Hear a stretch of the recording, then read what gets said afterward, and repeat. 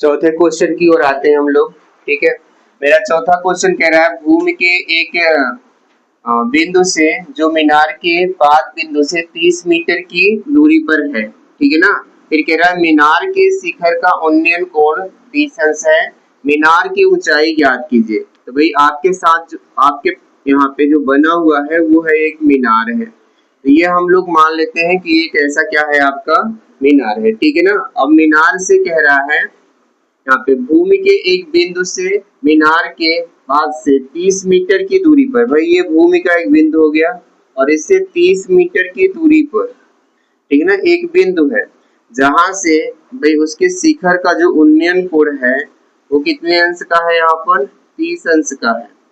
उन्नयन कोण कितने अंश का है, 30 अंश का है। ठीक है, तो मीनार के कह रहा है मीनार की ऊंचाई ज्ञात कीजिए। ये आपकी मीनार है, इसकी ऊंचाई हम लोग मान लेते हैं कि h मीटर है। ये आपका ए हो गया, ये बी हो गया और ये सी हो गया। फिर से भाई हम लोग आते हैं त्रिभुज ए बी सी में, इसमें आते हैं ए बी सी में। अभी हमने आपको बताया कि भाई इसमें खाली 3 ही मान लगते हैं। पहला कौन सा लगेगा आपका साइन थीटा, दूसरा क्या लगेगा आपका कॉस थीटा, तीसरा आपका क्या लगेगा tan थीटा। बस अगर आप 3 तो याद कर लेते हैं और भाई चित्र को समझ लेते हैं कि हमें चित्र को यहाँ पर किस प्रकार से रखना है, यानी जो चित्र बना हुआ है अगर उसको हम समझ लेते हैं कि भाई साइन आएगा या कॉस आएगा या tan आएगा तो भाई हमें आसान हो जाता है। जैसे हम यहाँ लोग समझने की कोशिश करते हैं, लंब दिया है और आधार दिया है तो ये आता है आपका किसमें, tan में आता है ना। यदि आपका आधार और कर्ण दिया है तो क्या आ जाएगा आपका कॉस आ जाएगा, या लंब और कर्ण दिया है तो क्या आ जाएगा आपका साइन आ जाएगा। तो यहाँ पर जो मेरा लगने वाला है वो लगने वाला है tan। तो हम लोग यहाँ पे लिख लेते हैं, कितना लिख लेते हैं यहाँ पे tan थीटा। tan थीटा में होता है लंब बटे कितना आपका आधार। तो यहाँ पे क्या हो गया आपका, देखिए tan कितना 30 अंश, लंब जो है वो आपके पास h है और आधार कितना है 30।